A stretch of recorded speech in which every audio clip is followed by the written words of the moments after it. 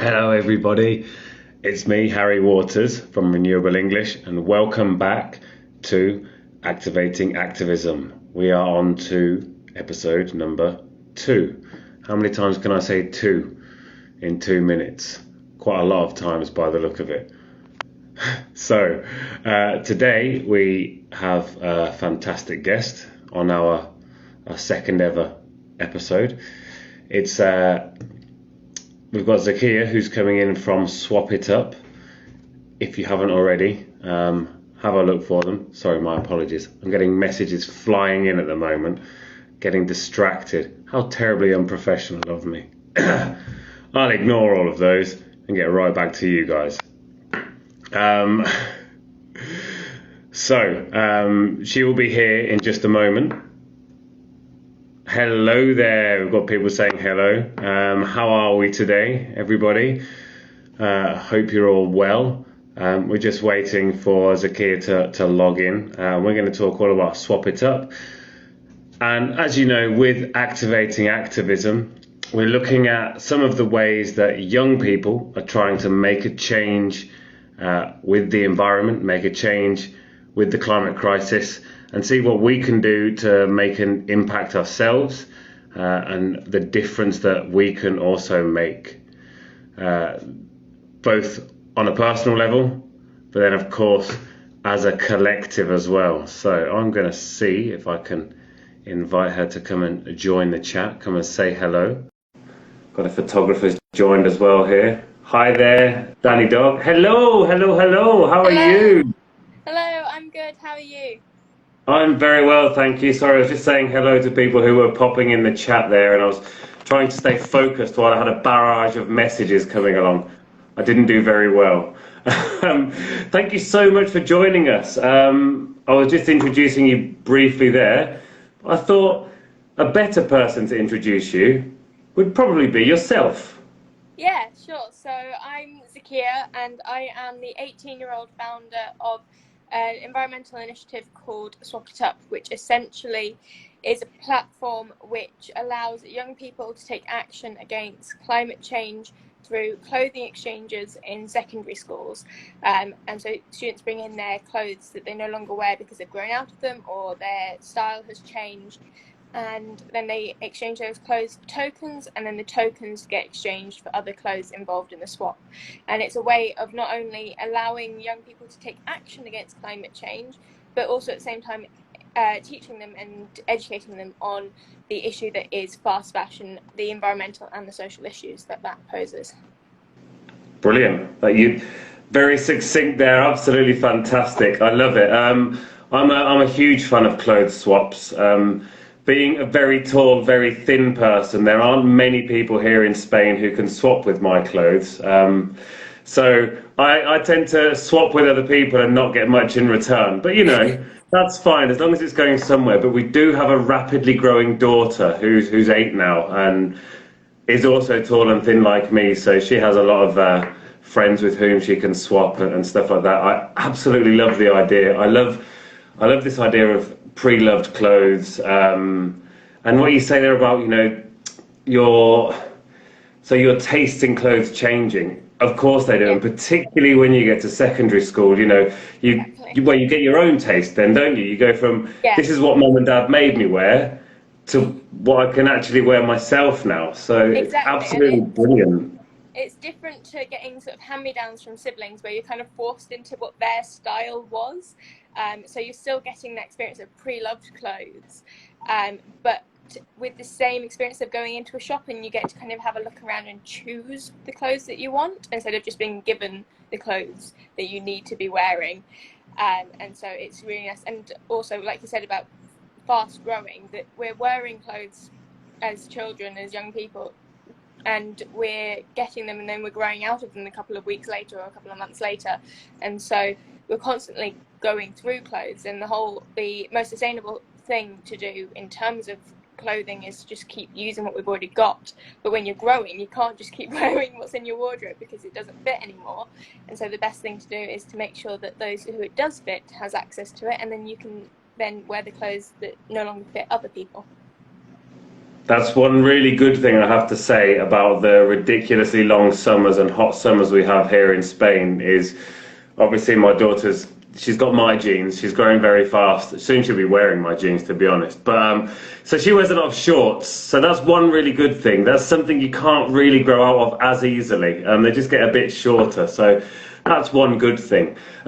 First question I'd like to ask you today is something I like to ask our young environmentalists is, how did you get into environmentalism?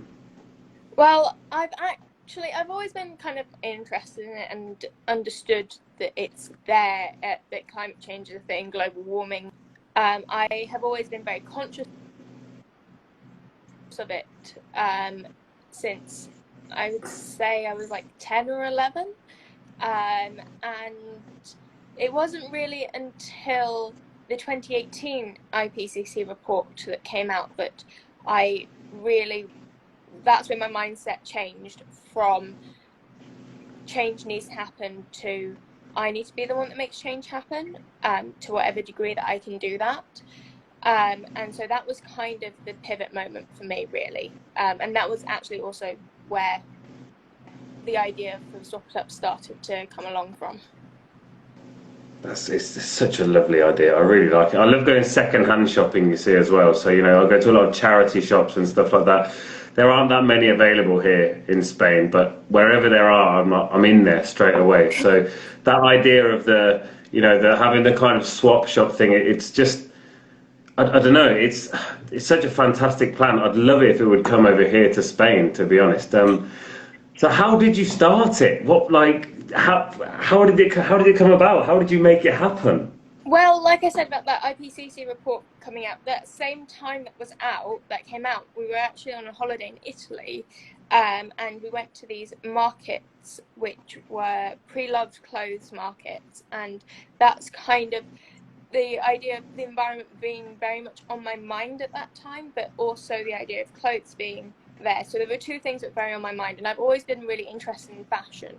I originally wanted to be a interior designer and then a fashion designer, and I did textiles GCSE, and then that kind of led into this kind of sustainable fashion journey. And like you said about going into charity shops, I've always enjoyed going into charity shops and finding kind of a good bargain, going with my grandma or my granny. And so I've had sort of experience myself with a lot of pre-loved clothes, and it was something that I really enjoyed. And then I just realised that not necessarily all of my peers had that same exposure, or that they were exposed to it in a different way, and how positively it could be posed to them instead of this kind of negative, just hand-me-downs from your siblings kind of narrative that it kind of previously been. And the fact that charity shops don't really have anything for teenagers, it's not the target audience for them, whereas clothes swaps in secondary schools definitely is. So it was really about going, okay, so I want to make change.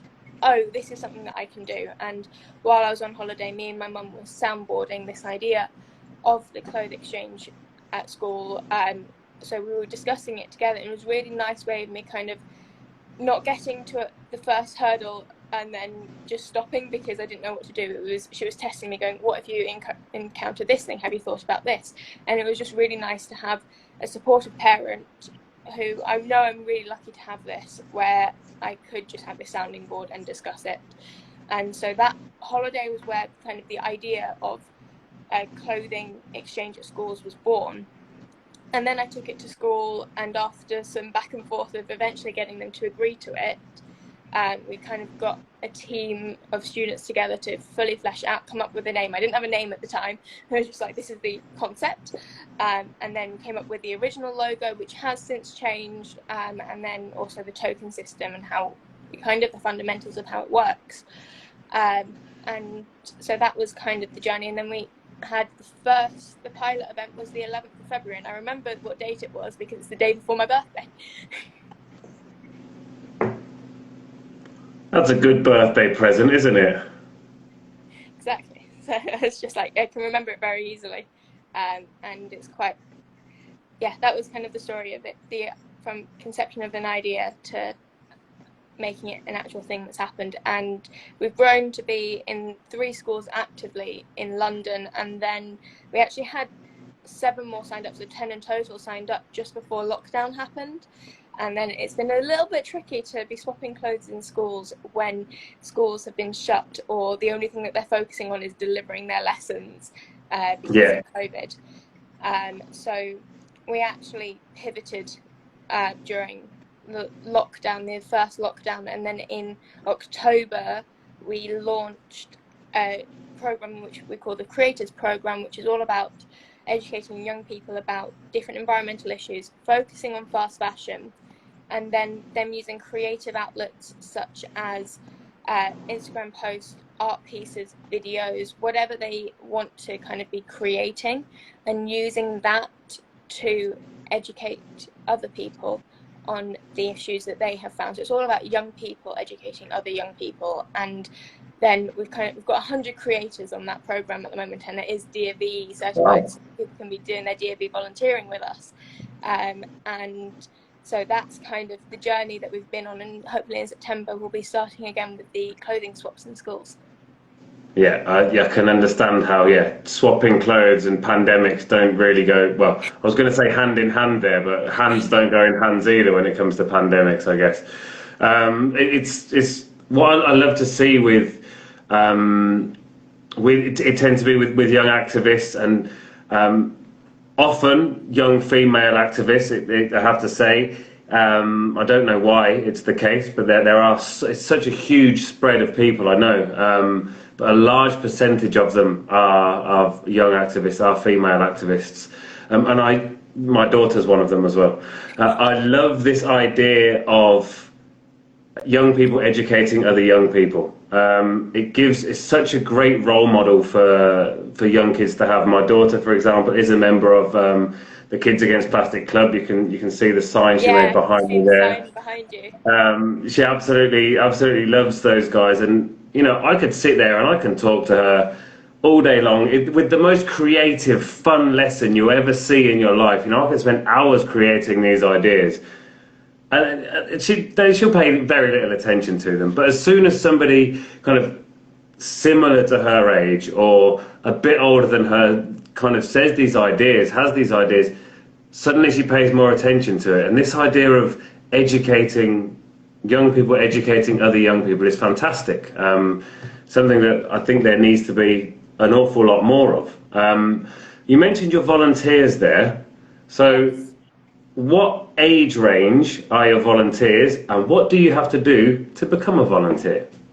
So our age range is actually 13 to 18 plus. So we do have some who are older than 18, and they tend to be doing more of like our youth lead thing, and we program which a lot of our volunteers have graduated, so we've even got like 14-year-olds who are youth leads, but we've kind of got also, if you're over 18 you tend to be a youth lead, and that is a step up from our creators program where people take a bit more responsibility, and they're like running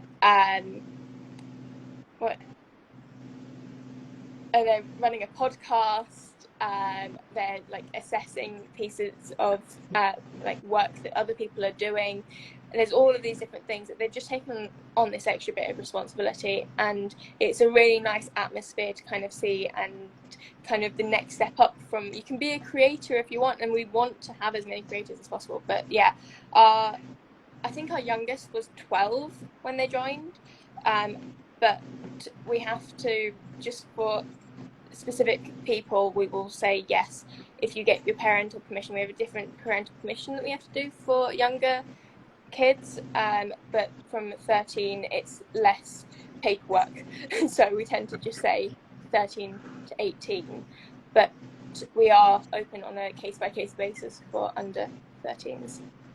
And it's a very good podcast. Thank you very much. But yeah, we because we're also working in secondary schools with swaps, our main kind of age range is for secondary school students. Fantastic. So any secondary school students listening, check it out. It's a great time to sign up now. So you mentioned something before about teaching, something I obviously love, being a teacher and all. So you're obviously teaching people who are both older and younger than you. particularly within the volunteer group, you know, you mentioned there were people 13, so obviously they're teaching people older and younger. But what I'd like to know, as a teacher, as an educator, what would you like to see implemented, good speaking there, Harry, implemented in schools in the ways of education to help fight against the climate crisis?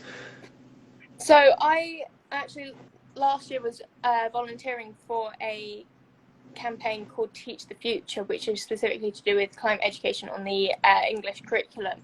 And I completely agree with kind of what they've said, and it's completely, so I'm going to be kind of reiterating a lot of what they say, but it's completely also my own beliefs, but it's to do with how climate education needs to be cross-curricular, because if you think about it, climate change is going to be affecting everybody, and we can't just be learning about it in the scientific capacity or geographic capacity that we are learning about it at the moment, because ultimately everyone needs to have the skills and be equipped to deal with climate change in the future, because it is going to affect everyone, and therefore it needs to be cross-curricular, and not just in the sense of, again, talking about it in a scientific manner in a history lesson. You need to be talking about it in the sense of what are practices that perhaps we were doing in history, or that were either good or bad practices, and things, you know, learning from history, things, mistakes to avoid, but also things that perhaps we should be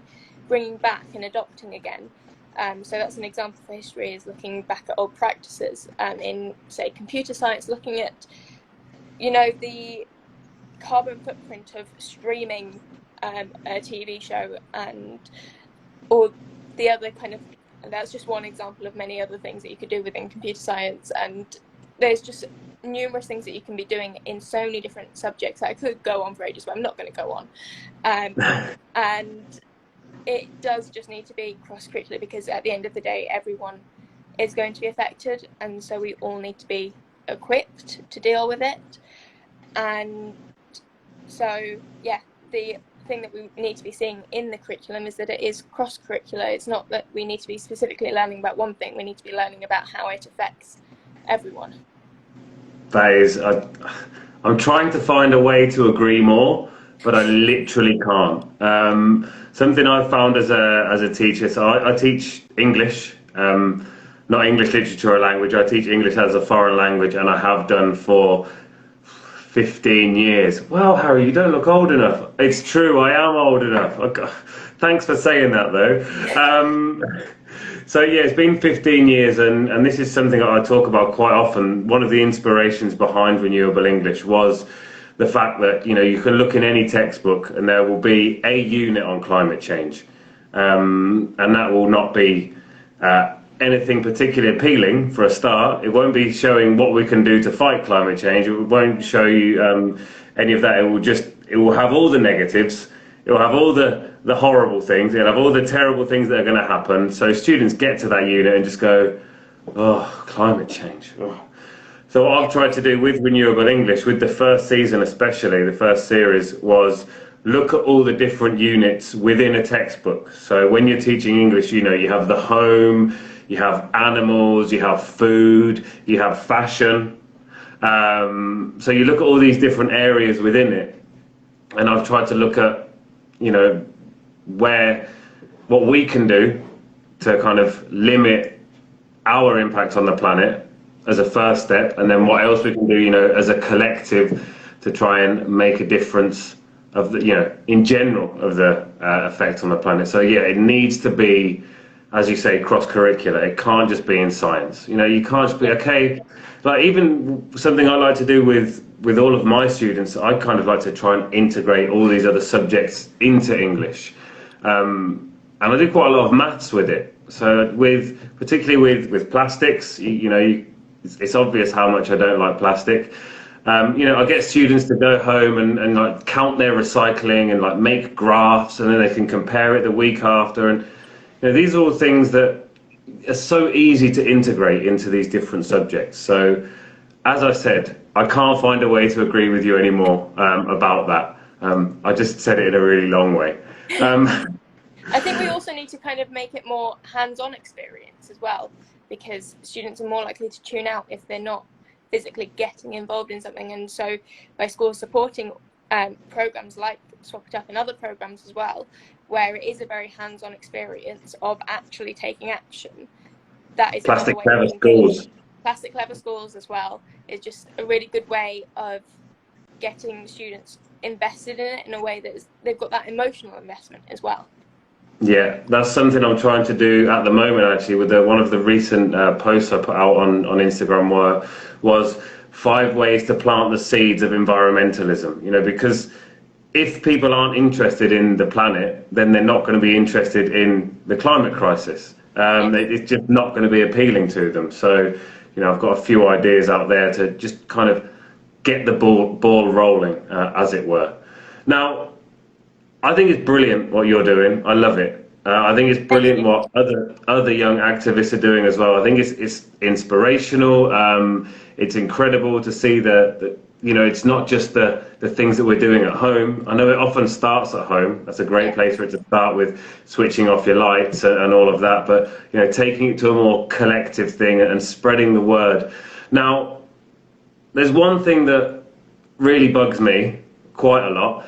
And it's something Greta talks about a lot as well, and that's these empty promises that we're getting from our leaders. Obviously, the report that came out the other day is more evidence that we need change, and we need it now.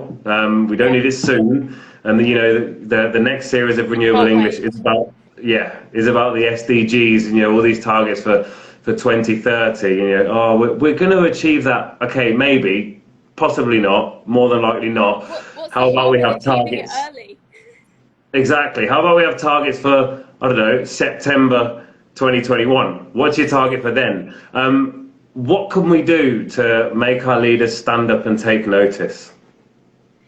I would say, first of all, write to your local MP.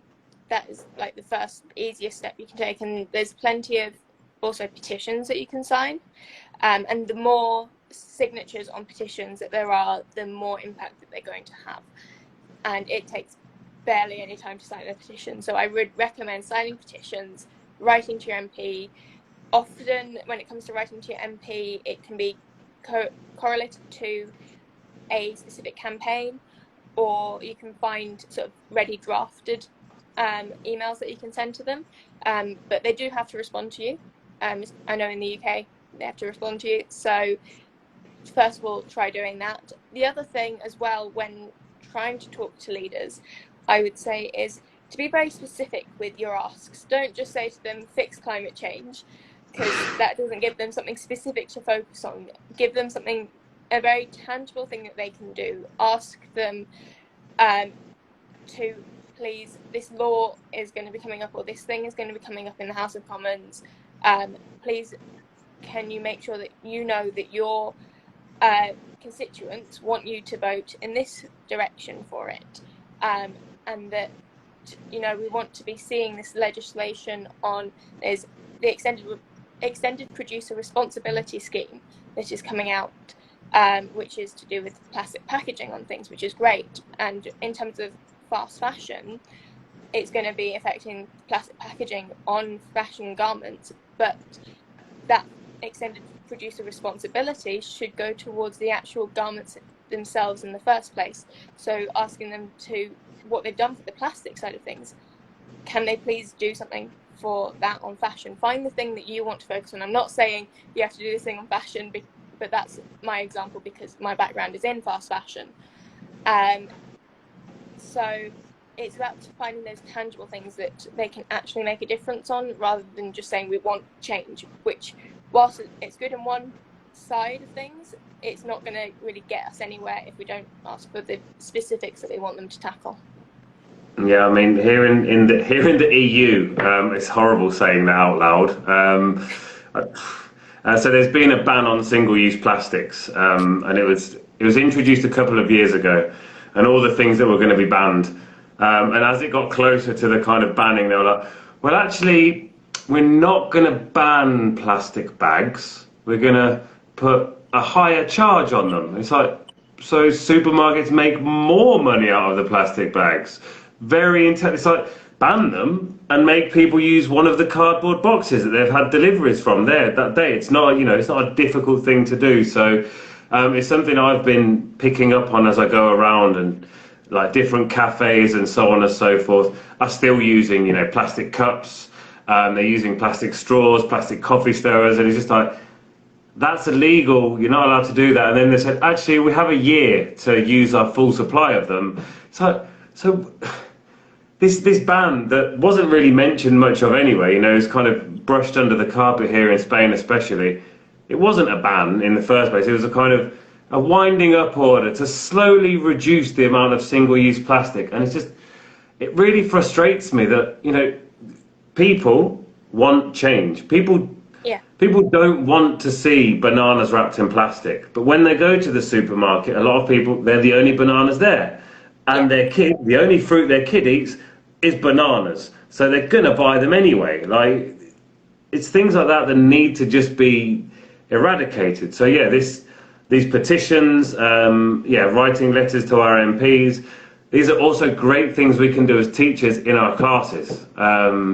We can have a day where we just go, right, everyone, how many petitions can you find that we're interested in? We're all going to sign it now. We've got an hour to sign as many petitions as possible, or we've got 45 minutes. Let's write a letter to the local MP, which to do so in English would be brilliant. I'm not sure the Spanish MPs would understand the English letters, but it would still be a great idea anyway. There are so many things that we can do. It just gets frustrating when it seems like there's progress, and then it kind of, you look further into it and it's like, it's a nice big splash of greenwashing.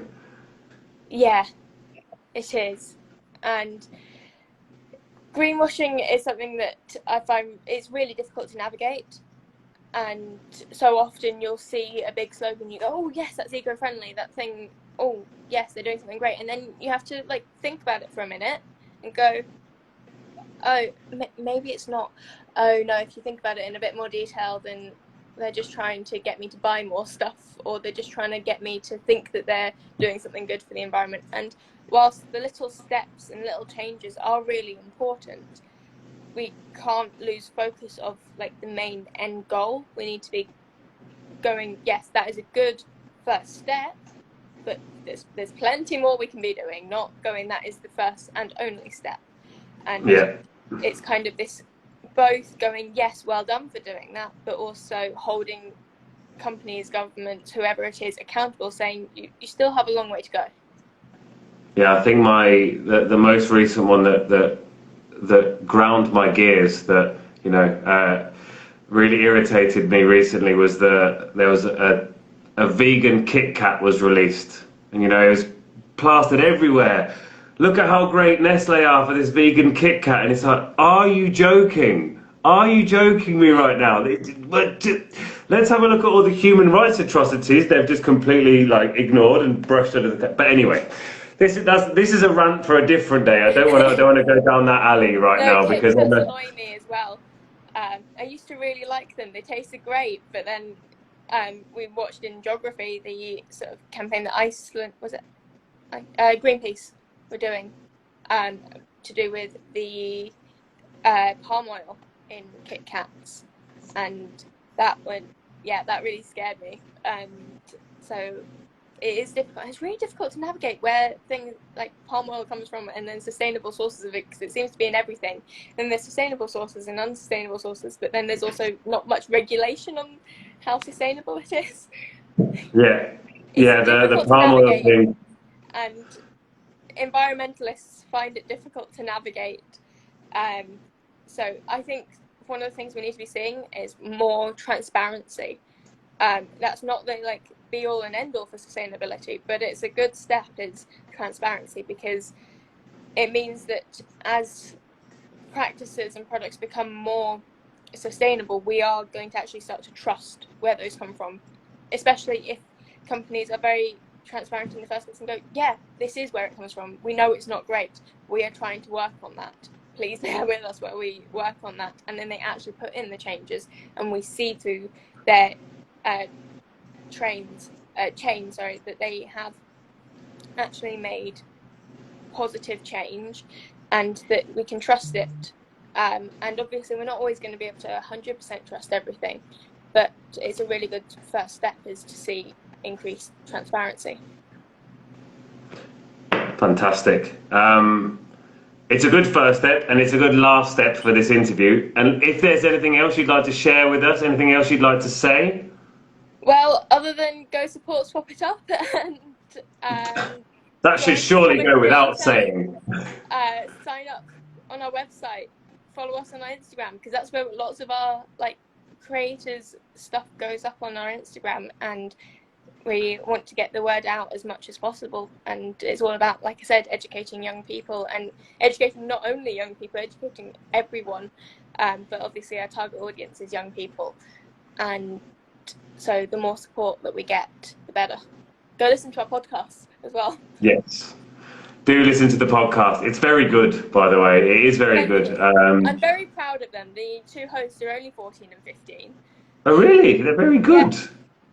They're very. I interviewed three lads the other day from State of Nature, and yeah, they're 12, and it's just like I just love. I'm bursting with pride at the what people are doing in the world at such a young age right now, and it's absolutely incredible. So a pat on the back to you, and also your swathes of creators. I'm not going to call them volunteers. Your swathes of creators, and yeah, keep it up. Everybody else, follow. Make sure you're following and supporting what's going on. And remember, even if you're not in the UK, you can still swap your clothes with people. It's absolutely fine, and it's great.